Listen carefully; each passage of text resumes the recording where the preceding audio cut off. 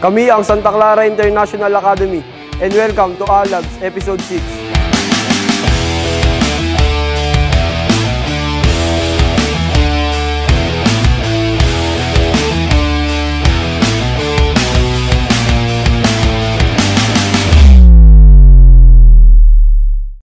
My name is Jerickson John R. Hoxon. I'm point guard of Santa Clara International Academy. My name is Gian Merl C. Bartolome. I'm power forward of Santa Clara International Academy.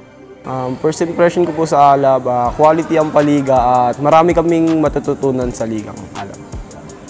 First impression ko po sa ALAB ay marami kaming matututunan at magandang experience para sa amin kasi maganda yung liga. So far po, maganda naman yung tinatakbo ng team namin sa ALAB. Yung nabago namin yung mga pagkakamali namin ng first game namin, na-adjust namin yun para manalo kami sa second game namin. Mahirap maging student-athlete kasi pinagsasabay mo yung academics at yung training. Pag puyat ka, kailangan mo mag-aral pa din. Pero nagagawan naman po yun ng paraan kasi gusto namin mag-basketball at may mga teacher pong nandyan na tumutulong sa amin para hindi kami mabehind sa mga lesson or napag-iwanan po kami. My name is Ramil S. Añonuevo. I am the sports coordinator of Santa Clara International Academy. Since nagsimula ang Santa Clara International Academy ng year 2000, simula sa pool pa lang po ay marami na pong mga athlete na provide ang Santa Clara International Academy. At magpahanggang ngayon, nagiging pride po sila sa amin. No? We are very proud po sa aming mga young athlete dahil nakakamit po nila yung gusto nilang makamit. Ang goal nila na makapag-aral ng libre at higit sa lahat, may ma-provide po sa kanila ang mga kinakailangan nila. Very supportive ang aming management sa pagdating sa kanila. May mga pagkakataon na mga estudyante namin, na mga young athlete namin ay nagkakaroon ng pagbaba sa kanilang marka, ngunit binibigyan namin to ng solusyon. Ang ginagawa namin ay hinihiwalay muna namin sila sa training at nagfo-focus muna sila sa kanilang mga ginagawa para sa school, para makapag-aral na mabuti. At pag okay na sila, pwede na sila bumalik sa kanilang ensayo. Pinakagusto po sa pag nagtitraining kami, yung bonding na nagagawa namin, sama-sama kami mga teammates namin, and sama-sama kami sa hirap, nagdadamayan kami. Ang gusto po namin pag nagtitraining kami, yung masayang kulitan po, huddle po namin si Coach Jerome na sinasabi po yung mga error namin na pwedeng i-improve o gawin ng tama, and mga bonding po namin magkakasama. Yun lang po. Hi, my name is Jerome Cardenio and I am the head coach of Santa Clara International Academy. Nag-coach ako sa Santa Clara kasi nakita ko yung pagpapahalaga nila sa sports. Bukod sa sports, nakita ko yung pag-balance ng academics nila tsaka nung sports at yung paghawak or pag-handle nila sa mga player. Nagsusupport ang Santa Clara International Academy sa mga young athletes na nandito po sa Santa Clara International Academy sa pamamagitan ng pagbibigay sa kanila ng mga payo, sa pagbibigay sa kanila ng mga kakailanganin nila sa liga or kakailangan nila sa training. Binibigay po ang best na magagawa nila para sa ikaka-improve ng mga athlete namin sa Santa Clara.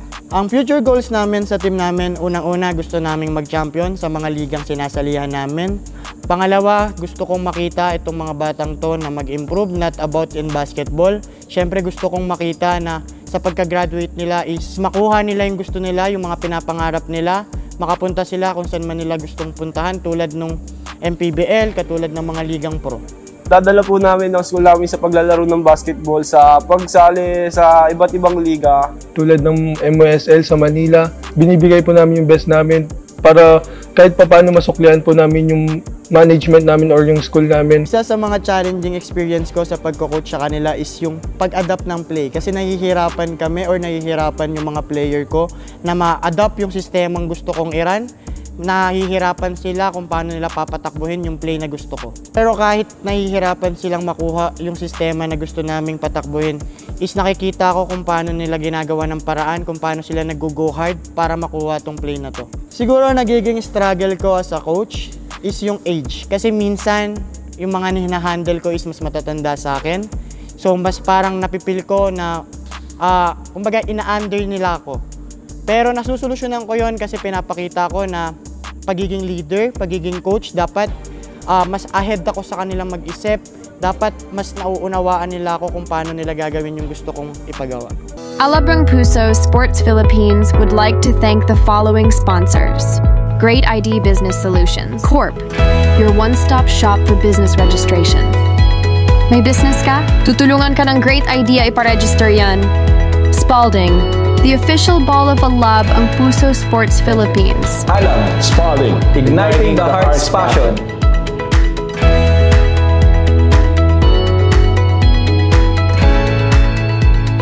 Anytime Fitness, Zentramol Antipolo.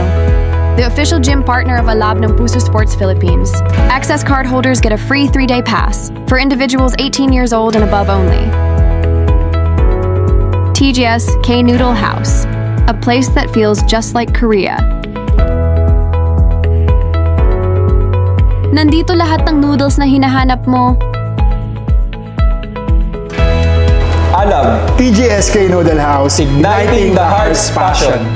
What's Up Brew, the official coffee partner of Alab ng Puso Sports PH. Fueling every game one brew at a time. Web 17 Studio, kami ang bahala sa website mo. Because your business deserves to be seen.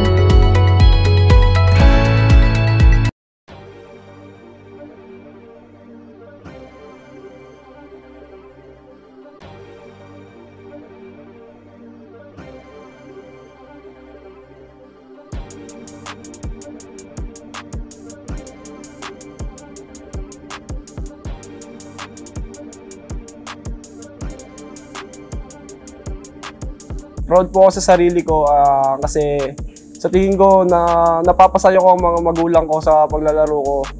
At proud din po ako sa team ko, sa mga narating ng team ko. Kaya gusto po namin makapag-champion sa Alab para masuklihan po namin yung management namin. Proud po ako sa sarili ko kasi taga Isabela po ako and pumunta po kami dito para maglaro ng basketball. And 14 years old pa lang po ako pero ganito na po ako. Nagpapasalamat po ako kay Coach Jerome dahil training niya ako ng ganito. And proud po ako sa team namin kung ano man narating ng team namin. Sabay-sabay po kami nagpapalakas at naglalaro sa mga liga. Nagtutulungan po kami para makuha yung champion sa Alab. Yun po hinahangad namin ngayon. Yung mga naipanalo ng Santa Clara International Academy ay talagang pinaghirapan at pinagpaguran ng aming mga atleta. May kwento ko lang yung aming pagkakapanalo ng first runner-up sa NYBL at saka IYBC. Pinagpaguran po nila ng husto at ibinuhos nila ang pagod sa pagtitraining, tiyaga ng mga coaches, ng management at lahat ng bumubuo ng basketball team sa Santa Clara International Academy. Bukod sa panalo or matalo kami, isa sa mga ginagawa namin after the game, unang-una nagpapasalamat kami kay Lord. Kasi sabi ko nga sa kanila, matalo manalo, ang importante dapat meron kayong natututunan. Kasi isa yun sa pinakamahalaga. Hindi naman basihan na natalo kayo, is talo kayo. Sabi ko nga sa kanila na mas maganda pang natatalo kayo kasi alam kong may matututunan kayo. Basketball po ang napili kong sports kasi sa tingin ko ayun yung binigay sa akin ni God na talent para mapakita sa iba. I think po yung basketball po yung nakalandas sa akin kasi pangarap ko po talaga maging basketball player na makapaglaro sa mga malalaking liga at gusto ko pong maging trabaho yun. Ang future goals po namin sa Alab, makapag-champion ng school namin para bago kami tuluyang graduate sa school namin, may maiwan kaming championship trophy. Win or lose, thankful kami kasi meron kaming mga management na todo suporta sa amin. Katulad ni Sir Kurt, ni Madam Rina at ganun din yung ibang nasa management namin. Nagpapasalamat kami sa kanila palagi. Ang masasabi ko lang po sa mga players, mag-go hard lang po at hayaan nyo po yung mga nagda-doubt sa inyo. Kung may nang da-down sa inyo, gawin nyo po silang inspirasyon na magpalakas at isipin nyo po yun, magagawa nyo rin po yung gusto nyo at sana makuha nyo yung mga gusto nyo at maging masaya lang kayo palagi sa ginagawa nyo. Ang message ko lang sa mga katulad ko na nangangarap na kaedad ko, tuloy-tuloy lang sa pag-abot ng pangarap. Sipagan nyo lang sa pag-i-ensayo at syempre huwag kakalimutan magpasalamat lagi kay Lord God sa mga naabot natin sa buhay. First of all, marami pong salamat kay Kuya Kurt, kay Madam Rina, kay Sir Carpriso and sa bumubuo ng Santa Clara International Academy. Ganon din sa Sunrox Construction kasi wala kami dito kung wala kayo.